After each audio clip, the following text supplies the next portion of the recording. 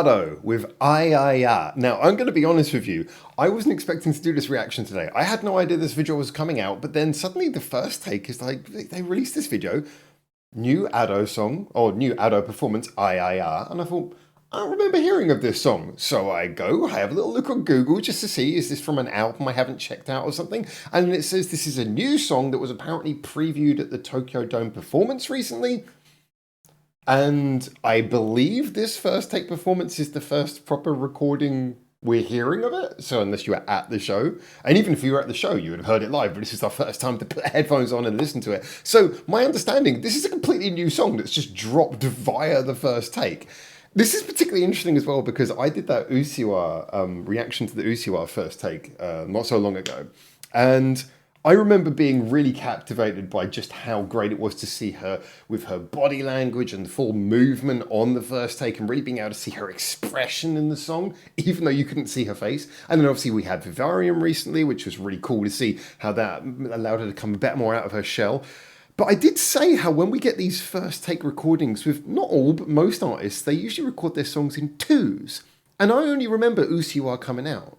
So did Ado go in, record Usiwa and record this, and now we're getting it? None of that really matters. The only thing that matters is, well, hearing this song. You can tell that I didn't know this was coming out because I actually just dropped an Ado reaction in my track-by-track listen through just a few hours ago, and now I'm doing another one, which I usually try and separate them, but I have to do this. Brand new Ado. I'm pretty sure this is brand new. Tell me if it's not. I believe this is a brand new song. I. Debuting via the first take. Let's go. The first take. Creaky headphones and everything.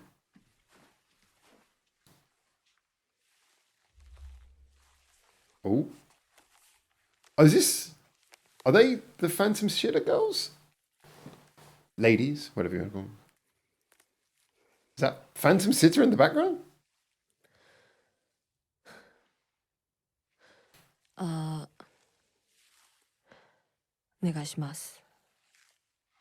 Get the volume up.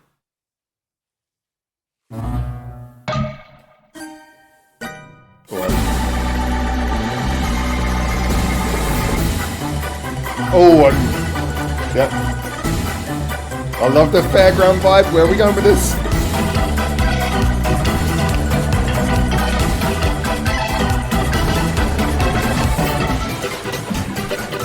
Great start. Okay, what are we going to do?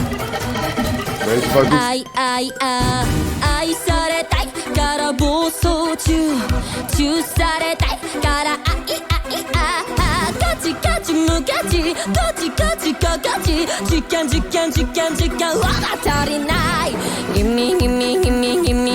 One more time.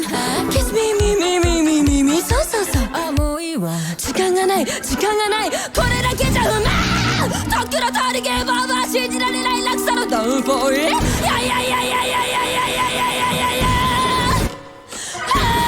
疲れすぎす、寂しすぎが、そこ浅すぎてさ、ぐささせよ。 There's so much to talk about already. そこ血しぶくまで浮かれすぎす、悲しすぎす、そこぶち抜けてさ。 I am loving that backing. And it's such a great canvas for her voice. Funky bass.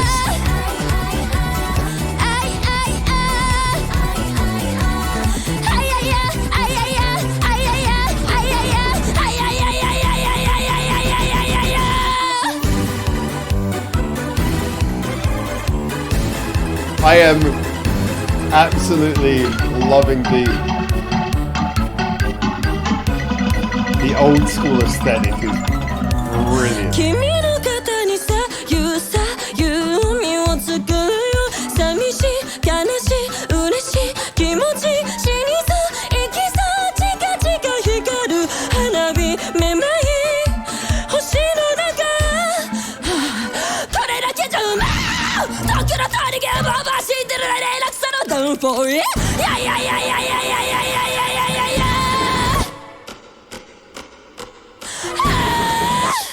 疲れすぎす、寂しすぎが、そこ砕いてくれ。ぐささせよ。真のちぎれるまで浮かれすぎすぎす悲しすぎす Okay, ぎすそこぶち抜けてさ報われてながら This is such an interesting concept for a song. 痛すぎてはい疲れすぎすぎす寂しすぎすぎすがそこ浅すぎてさぐさぐささせよ真の頂までそうそこ血しぶくまで浮かれすぎすぎす悲しすぎすぎすそこぶち抜けてさ報われてながらそのハートなんてさおい痛すぎてはいThere's more.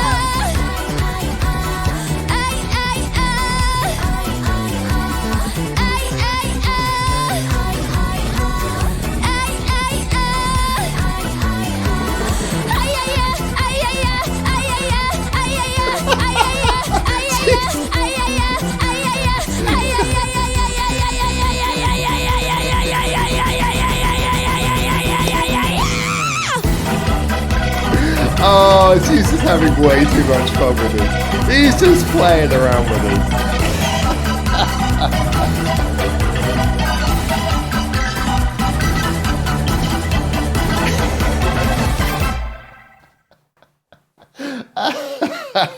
Yeah, that's. Do you know what? This is just. There's something about this where I'm going to be honest. This song fits into a very interesting category because there's a lot of things I want to compliment about this. Musically, it's really nice to see. I'm pretty sure that's Phantom Sitter. Apologies, I'm not super familiar with Phantom Sitter. I've heard a few of their songs, but I wouldn't recognize them by face or anything. Pretty sure that's them. But it's great to see that aspect. I love a lot about the way that the song sounds and all these things. But first things first, let's just address the most clear thing. There's a lot of different Ado songs, but there are a certain category of Ado songs where you can kind of just feel the backing is more picked as just kind of like a playground. It's like a playground for Ado just to go a bit crazy and just express the full range of her voice. And I don't mean that in a show-off kind of way. I mean that in a sort of way that, you know, when you've got a really good voice, you just... It's actually, ironically, it's like similar sometimes to when you get like a rapper, you'll say there's certain types of beats that are designed just as kind of like a really open framework that a rapper can just do loads of different interesting rhythmic things. You get certain types of jazz music where you can tell that the kind of refrain is just designed as a nice framework where the drummer can just then sort of go and do a drum solo. There's sometimes you get a certain type of song where you can tell that it's giving room for playfulness to happen, and this definitely was a piece of music where really like the instrumentals. I will get onto that in a minute, but basically it's a fairly you know, it's not a big sounding arrangement. It's a song where there's a lot of room for her to go crazy, and boy oh boy, she kind of goes through everything here. We have like the fast bits, some big held notes, lots of high notes, some really quick altering sort of melody. Yeah, the melody just kind of I really can't think of the word I'm looking for. Pitch, that's it, pitch. Such an easy word. There's some very quickly fluctuating pitches, all these kind of things where you can kind of tell that when you're like a singer at the top of your game and you're kind of famous for your vocal abilities, this is the kind of song where you can just imagine, yeah, I've got that skill, I want to use it, I want to stretch my legs a little bit. So for me, primarily, this song fits more into that category of just a hey, let's have fun and do something crazy song than necessarily like the catchy anthemic song that everyone's going to come back to over and over again. This is not the sort of Ado song that I'm going to sort of sit down and listen to on repeat play, but it is definitely the kind of Ado song that I'll put on if I just want something crazy for a laugh and just to go... I don't know anyone else who's got a song like this, you know.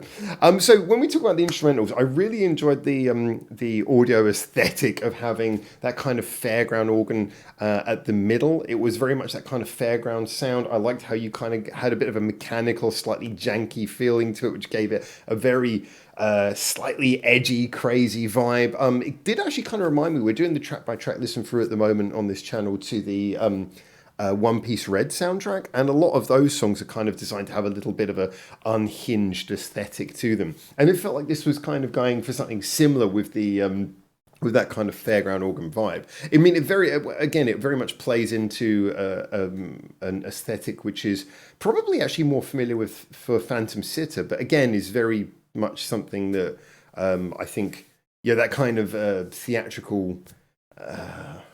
That theatrical, slightly crazy, edgy feeling is something that Ado and her creation Phantom Sitter are both probably very at home at.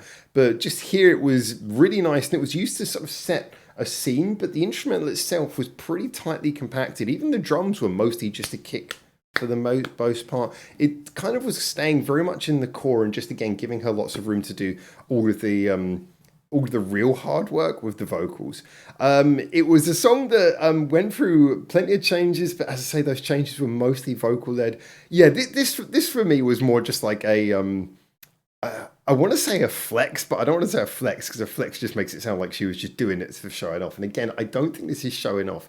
This to me just sounds like an artist having fun, like stretching their legs, like I say, on a track. And I was really impressed by like so much of this. Like she goes for those big, like loud shouted screams, and so many of the things that she goes for here are just obviously, you know, how can I say it any clearer than that? Just if you're capable of doing it, then sometimes you just want to do a song where you can just let yourself go and really go crazy on it. And I think that's what she did. No, this was a ton of fun. This was a ton of fun. I really enjoyed this. There's not really, I mean, again, musically, there's not much more for me to analyze than this. It's not a song that there's a huge amount to review. It's just basically an extraordinarily talented singer letting loose and having a ton of fun. And I will say that, again, I think one of the things that separates a song like this from a song which would just be showing off is it did feel like there was a tonal consistency to this. You know, the fact that, again, the backing was, it sounded kind of right for it kind of had a sound that sounded right for kind of like that unhinged vibe that clearly she's playing on here. The fact that it felt like it was tonally consistent rather than just, oh, here's a beat and Ado's going to start like going crazy. It was like, no, it kind of felt like it all made sense. You can kind of in your head imagine this being in the soundtrack to a scene. You can imagine a scene in like an anime or a movie that would play out to a song like this because it does carry a logically consistent emotional tone. But yeah, I thought this was a ton of fun. Anyway, there you go. Those are my thoughts. As always, not much more I can add to that. I'm really interested with Vivarium and I. We're definitely getting the vibe of Ado going for big, crazy, hectic, restless kind of songs at the moment. I wonder what this is leading to. Anyway, let me know as always. Get in the comments. Tell me what you think. If you were at that Tokyo Dome show and you saw this, or if this has been played and you've heard it already, again, be interested to know about that. But let me know what you think, and until I hopefully see you very soon in Japan for the next one of these. For now, ciao, ciao.